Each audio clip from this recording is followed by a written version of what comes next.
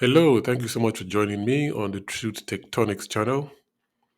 Looking at the picture on the screen, you see four men and one pregnant woman. Now, I'm going to use this picture to somehow relate it to religion, but just go along with me if you don't mind, please. Now, let's go on an imaginary or create an imaginary story. So, this woman at some point in time was intimate with all four of these men at around, roughly the same time, maybe within a 2 week span. She went to see Mr. A, went to see Mr. B. After a few days, C and D and all four men, and she, had intercourse with them. Then she gets pregnant. Now, all four men, because they want to be with her and whatever reason, they sincerely believe that they are the father of the child. So subjectively, they believe that I am the daddy of this child. Yeah.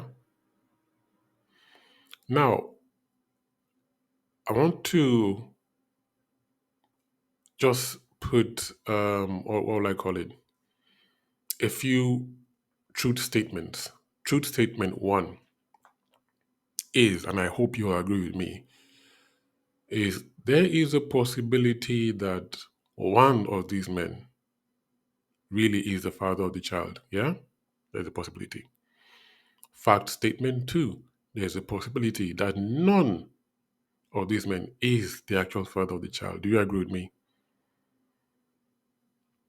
So statement one, possibility one of the men is actually the father. Statement two, possibility that none of these men is the father of the child. Agreed? Okay, let's compare that to religion. You have different beliefs and faiths. Buddhism, which is more or less like a quasi-religion per se, but let's look at the Abrahamic faiths: Islam, Judaism, Christianity, and other religious traditional beliefs and all that. That they all claim to be the one true source of knowledge. They all claim our God created the heavens and the sun and the earth and whatever. They all claim that they're all going to their own paradise. But what I would like to say is that just as those men in the first imaginary story, each subjectively, so in their own minds, claim that they were the Father, this is the same way that different religions subjectively claim that creation was carried out or done by their own God. They subjectively claim that the truth belongs only to them and their scriptures. Does that make sense? Okay. Similar to the first story, I'm going to make a few truth claims in the scene of religion. Truth claim number one, there is a possibility that one of these religions is correct. So either Judaism, Islam, Christianity, or some traditional belief. There's a possibility that one of them is correct. Yeah. Truth claim number two, there's a possibility that none of these religions is correct. Do you agree with me? Actually, I will go further and go and say and declare a truth claim number three. So let's go back to the first story, which is the one with the men, yeah, and the pregnant woman. So truth claim number one of the men is the actual dad. Truth claim number two, maybe none of those four men in the picture is actually the dad. Truth claim number three, all four men cannot be the dad of the child. So let's relate that to religion. Religion. Maybe one of these religions is actually the correct or truthful religion.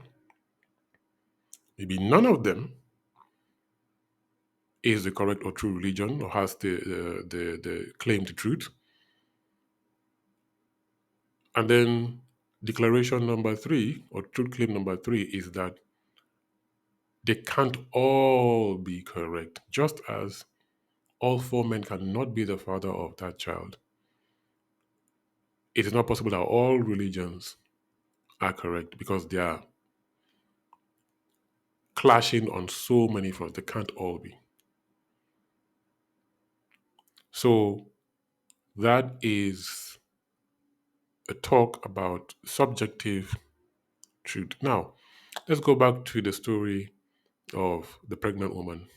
How do we find out who the true father of the child is?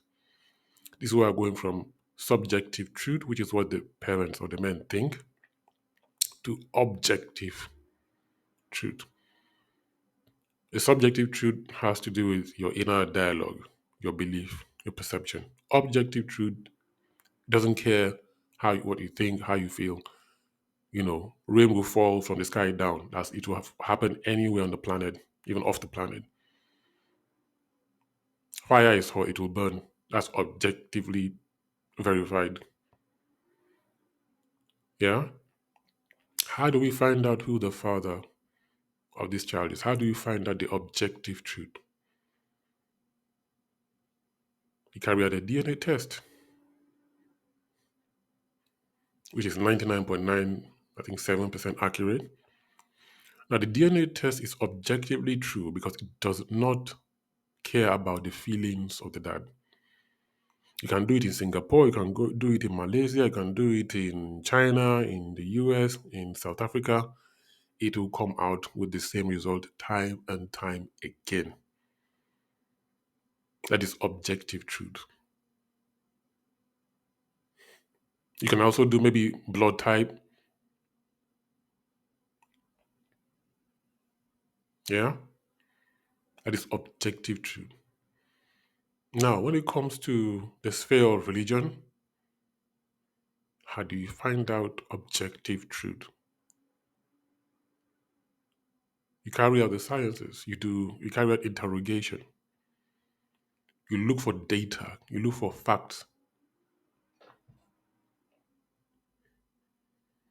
You do not base your reality on how you feel or what you are taught or what was ingrained in you when you were a child. You do not base your reality on your subjective truth. You base it on what can be tested, what can be documented, and what can be repeated, and what can be verified, what can be falsified.